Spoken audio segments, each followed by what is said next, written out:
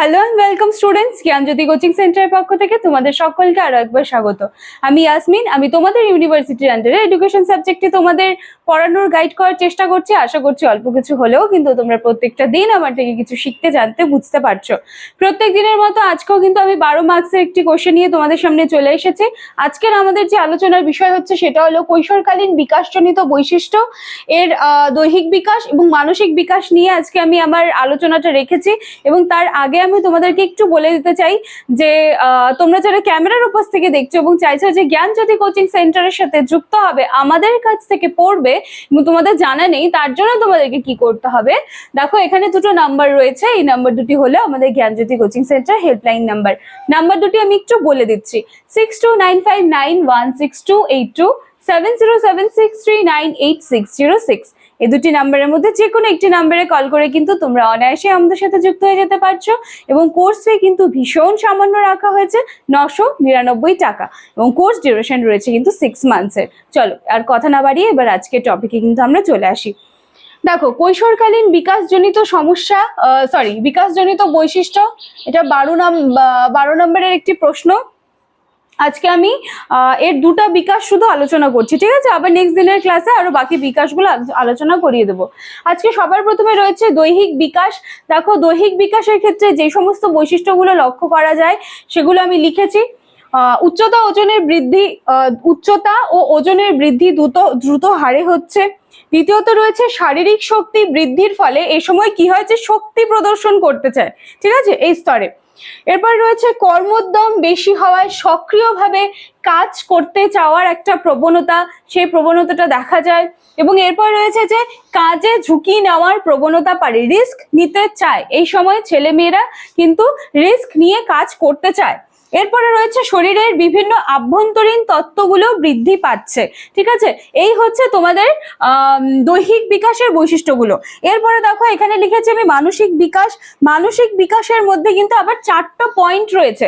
প্রথমে হচ্ছে বিমূর্ত চিন্তন, তারপরে অবরোহী চিন্তন, তারপরে সমস্যা সমাধানের চিন্তন, এবং শেষে রয়েছে প্রতিফলিত চিন্তন। প্রত্যেকটা আমি একটু আলোচনা করিয়ে দিচ্ছি। দেখো, বিমূর্ত চিন্তনটা কি জিনিস? বিমূর্ত চিন্তন সেটাই যে জিনিসগুলো কিন্তু মূর্ত নয়। এবার মূর্ত নয় কোন জিনিসগুলো? যেগুলো আমাদের পঞ্চ ইন্দ্রিয় দ্বারা প্রত্যক্ষণযোগ্য নয়। তার মানে আমাদের যে পঞ্চ ইন্দ্রিয় আছে সেগুলো দিয়ে কিন্তু যেই জিনিসগুলিকে আমরা দেখতে পাচ্ছি না, সেই ধরনের বা সেই বিষয়ের চিন্তন হচ্ছে বিমূর্ত চিন্তন।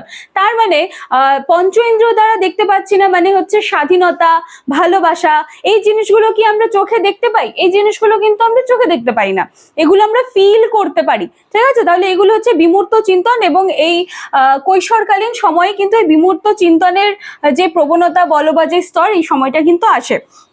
এরপরে রয়েছে অবরোহী চিন্তন। দেখো, আমাদের চিন্তা করার যে ধরন বলবো বা যাই বলো, সেটা কিন্তু দু রকমের, একটা আরোহী চিন্তন এবং আরেকটা অবরোহী চিন্তন। আরোহী চিন্তনটা কি? এই ক্ষেত্রে হচ্ছে আমরা নির্দিষ্ট থেকে সাধারণের দিকে আসি, এবং অবরোহী চিন্তনে আমরা সাধারণের থেকে নির্দিষ্টের দিকে যাই। কিন্তু সাধারণ থেকে নির্দিষ্টর দিকে যাই। এবং এই যে মানসিক বিকাশ, এই মানসিক বিকাশে কিন্তু আমরা দ্বিতীয় ধরনের যে চিন্তনটা আছে, যেটা সাধারণ থেকে নির্দিষ্টের দিকে যাচ্ছে, সেই ধরনের চিন্তা ভাবনা কিন্তু আমরা করি, যেটা রয়েছে অবরোহী চিন্তনে। এরপরে 3 নম্বরে রয়েছে সমস্যা সমাধানের চিন্তন। সমস্যা সমাধানের চিন্তন কি? এই স্তরে এসে কিন্তু কিশোর কিশোরীরা মনে করেন যে তারা সব ধরনের সমস্যার সমাধান করতে পারবেন। তাদের সামনে যদি কোনো একটা সমস্যা দিয়ে দেওয়া হয়, প্রথমে তারা সেই ব্যাপারটার থেকে কিভাবে বেরিয়ে আসবে সেই ব্যাপারে একটা সিদ্ধান্ত গ্রহণ করে, তারপর সেটাকে যাচাই করে বা পরখ করে। কিন্তু এই কথাটাও প্রমাণিত যে এই সময় এসে কিশোর কিশোরীরা কিন্তু সমস্ত রকমের সমস্যা সমাধান কিন্তু করতে পারে না। তারা কিন্তু এই সময় এসে নানান ধরনের সমস্যার সম্মুখীন কিন্তু হয়ে যায়। এরপরে রয়েছে লাস্ট ওয়ান, প্রতিফলিত চিন্তন।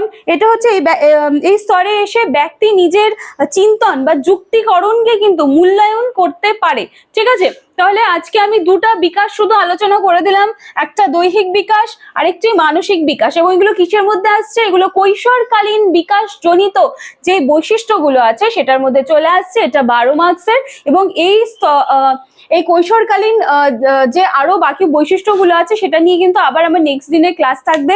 আজকের ভিডিওটা এইটুকুই থাকছে। এটা 12 মার্কসের একটা কোশ্চেন ছিল যেটা আমি আলোচনা করিয়ে দিলাম। ভিডিওটি ভালো করে দেখবে, নেক্সট দিন কিন্তু আমি বাকি বিকাশগুলো নিয়ে আবার তোমাদের সামনে চলে আসবো। চলো, আজকের ভিডিওটি এইটুকুই থাকছে, আবার দেখা হচ্ছে পরের দিন। Thank you.